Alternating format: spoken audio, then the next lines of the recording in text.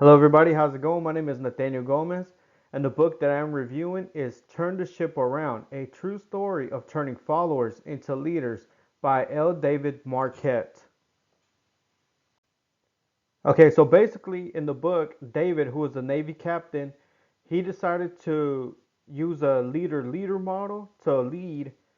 Basically, he wanted to give his subordinates more power, more ownership in their job, as opposed to the leader follower model, which is more of a top down model of basically managing.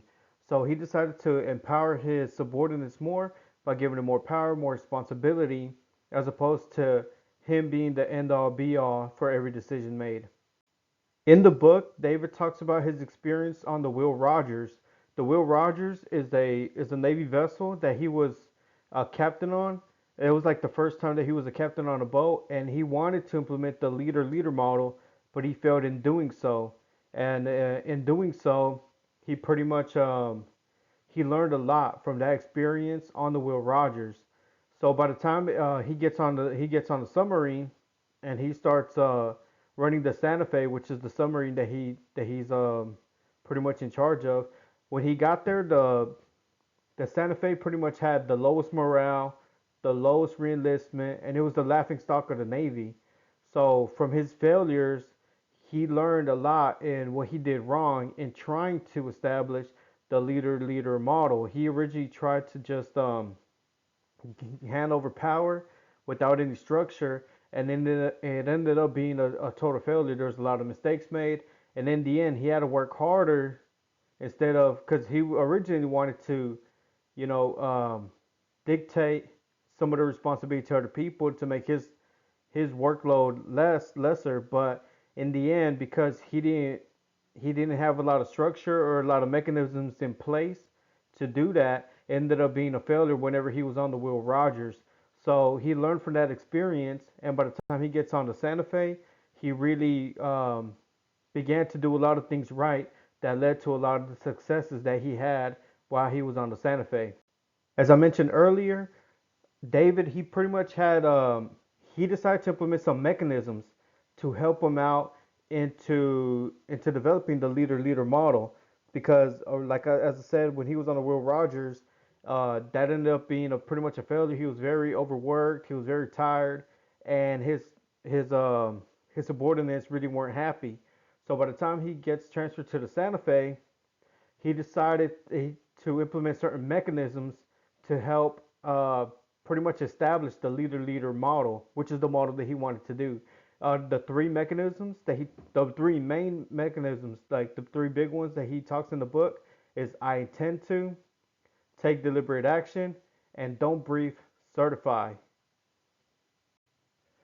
The first mechanism that I'm going to talk about is I intend to. Basically,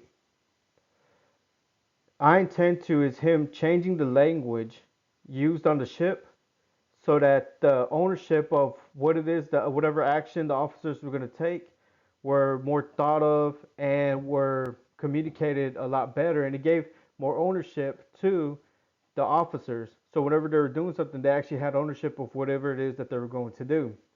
The way it started was that David Marquet, who was new on this vessel on the submarine, he didn't know much about the way it worked. He gave a wrong order. He told them to push like a button that didn't exist on the submarine, and the order went out, and nobody questioned him. So when he asked, "Hey, how come nobody did anything when I gave this order?" They looked at him and they explained to him that that didn't happen. And when he asked, "How come y'all didn't correct me, or how come y'all didn't stop, or how come y'all just went ahead with the order?" They pretty much were so accustomed to top-down management. The top says what's happening, and everybody else had to follow. So that's when he realized there was a problem, and he wanted to change the culture of the ship. So by using I intend to, now officers were able to take more ownership in the actions that they were taking. So officers were encouraged to say, I intend to do this certain action and give the reasoning. And after David Marquette listened to the reasoning, he would say, very well, go ahead and do that. So now, whenever they're doing an action, it was explained, it was thought of, it was well communicated, and it kind of helped reduce a lot of the mistakes that were being made. And it was actually able, it gave them a chance to communicate verbally what it is that they were saying on the ship before they went ahead and did an action. The second mechanism that I'm going to talk about is taking deliberate action. Basically, another mistake was made, and in order to try to reduce mistakes being made, they decided to use taking deliberate action. Basically, they wanted to think why they were going to do something.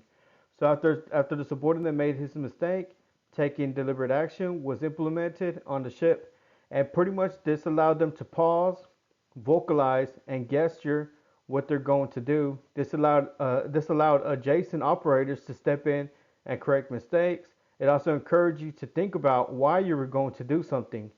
This didn't reduce the attempted mistakes, but it did stop them from following through with those mistakes. So before a mistake was made, the mistake was caught, and before it was committed and it was corrected. So this resulted in less mistakes being made on the submarine. So by communicating what it is that they're doing and thinking about what it is that they were going to do, this really helped reduce a lot of the mistakes that were made in the submarine. The third mechanism that I'm going to talk about is don't brief certified.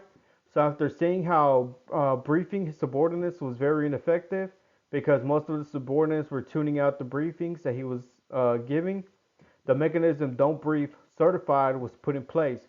So instead of him getting on the speaker and just briefing everybody on what they're supposed to do, the chiefs were now in charge of making sure that their staff was certified in knowing what it is that they needed to do. This put the responsibility on the chiefs and the subordinates, and they were now expected to know their jobs. So it was the chiefs' pretty much responsibility to make sure that their staff was certified and knew exactly what it is that they needed to do. So instead of briefing, they decided to certify and make sure that everybody knew what it is that they had to do. And this actually made the ship run a lot smoother. So instead of him just barking orders, people already knew what it is that they were expected to do.